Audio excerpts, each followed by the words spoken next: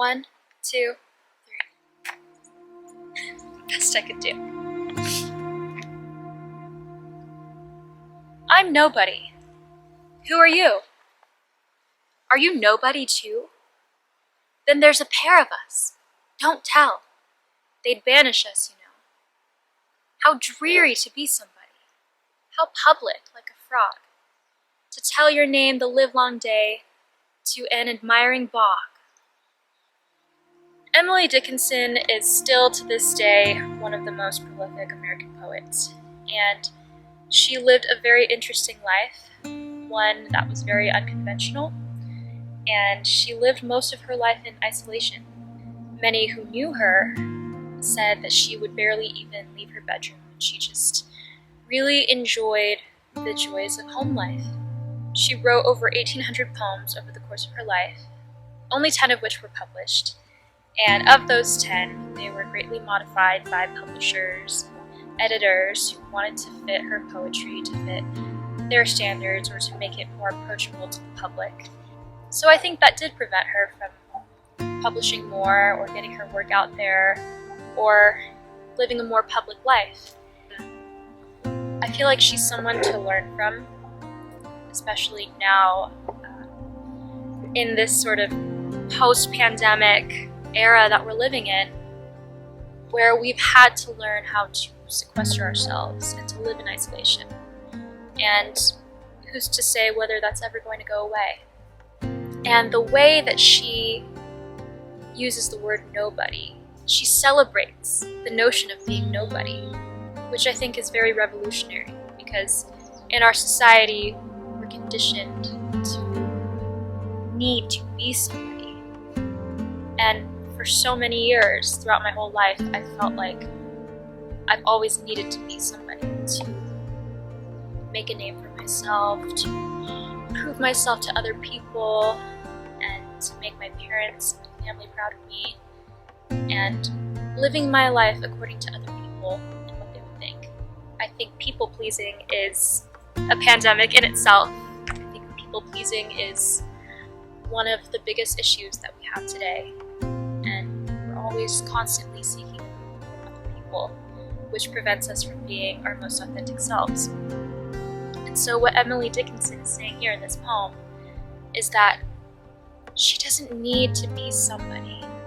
In fact, she's very comfortable with being nobody and living her life in one place, in her home, in one room, just writing her poetry and doing what makes her feel alive and doing what's true for her. Most of her poems also don't happen to have a title, and I think that's also very intentional, because I think her message is that I don't need a title for myself, and my poems don't need a title either. This is a truth that's self-evident, and it doesn't need a label, it doesn't need definition. We're so quick to throw labels and names onto everything, to try and create an identity for ourselves, which can hold us back, and it's definitely held me back.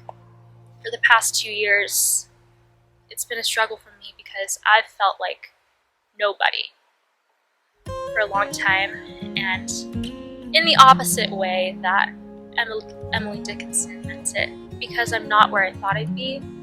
At this time in my life, I have been putting a lot of pressure, and I've let that sort of define my worth. I started my journey as a composer, a writer, officially about 5 years ago, and before the pandemic, I was on a whole other trajectory. I was going to graduate school at my dream program at New York University, Tisch School of the Arts, part of their graduate musical theater writing program. And before I had got in, I thought I could never, ever end up there, because I just didn't feel like I had the training or the talent or knew the right people. But I worked so hard to get there. And while I was there, I had the time of my life, and I learned and grew exponentially.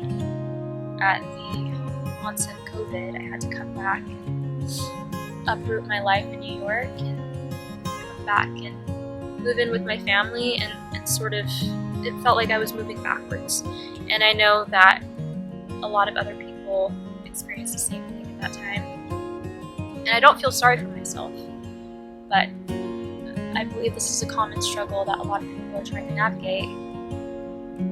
As someone who is a creator, I think we're all creators, someone who is a creator and right now is trying to find a way to sustain their creativity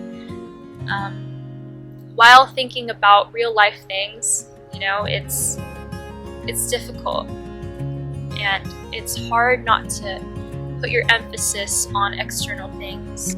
It's just a question I've been asking myself is, why do I create? And who do I create for? And that's something that I'm still learning. And I don't have the answer for it yet. But I know I create for myself. But I think it goes much deeper than that. I create for myself, and I create for the world and what I want the world to be. So I guess this is what YouTube is all about, and why I am sharing this here on this platform. And I'm excited and celebrate me being nobody. And that's very, very liberating. So, I'm nobody. Who are you? Are you nobody too?